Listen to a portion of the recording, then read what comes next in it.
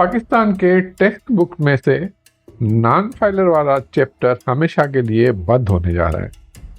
हुकूमत ने एक ऐसा स्टेप उठाने का फैसला किया है जो टेक्स्ट नेट से बाहर रहने वाले अफराद के लिए न सिर्फ खबरदार करने वाला है बल्कि उनकी माली सरगर्मियों पर भी मुकम्मल बंदिश आयद करेगा।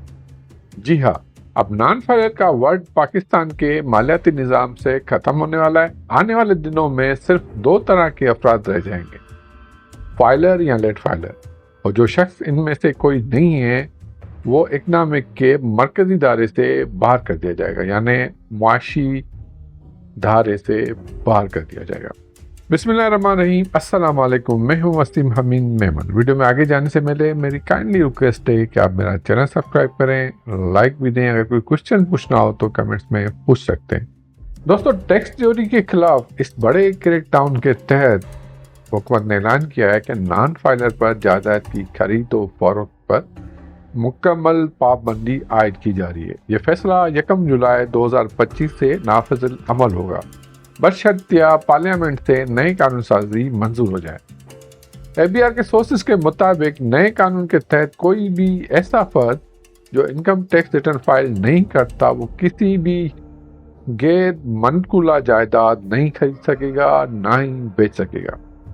और जहाँ कोई एग्जम्पशन या वैल्यू थ्रेशहोल्ड नहीं रखा गया, चाहे वो 50 लाख का प्लाट हो या 5 करोड़ का बंगला, कानून सबके लिए यकसां लागू होगा।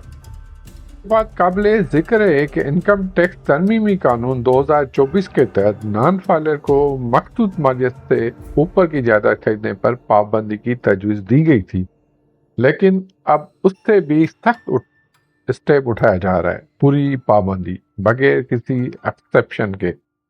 जी दोस्तों, full ban without any exceptions. ये तब्दीली वाज़ेह करती है कि हुकूमत अब टैक्स नेट के दायरेकार को बढ़ाएगी और बिला इम्तियाज टैक्स वसूली को यकीनी बनाने का संजीदा हो चुकी है। दोस्तों, ये कानून सिर्फ जायदाद की खरीद और फरोख्त तक महदूद नहीं होगा। नई पाबंदियों के तहत नॉन फाइलर 800 सीसी से बड़ी गाड़ियां रजिस्टर नहीं करवा सकेंगे, स्टॉक मार्केट या म्यूचुअल फंड में बड़ी इन्वेस्टमेंट नहीं कर सकेंगे, नए बैंक अकाउंट खोलने से महरूम हो जाएंगे। यानी अमली तौर पर नॉन फाइलर के लिए मालियाती निज़ाम के तमाम अहम दरवाजे बंद कर दिए जाएंगे। इस कानून पर मौसर अमल दरामद के लिए FBI ने अपना डिजिटल मॉनिटरिंग सिस्टम अपग्रेड करना शुरू कर दिया है। अब बैंकिंग डेटा, नादा रिकॉर्ड और इनकम टैक्स की इंफॉर्मेशन आपस में कंपाइल की जाएगी। आपको याद होगा लास्ट वीडियो में मैंने AI का जिक्र किया था।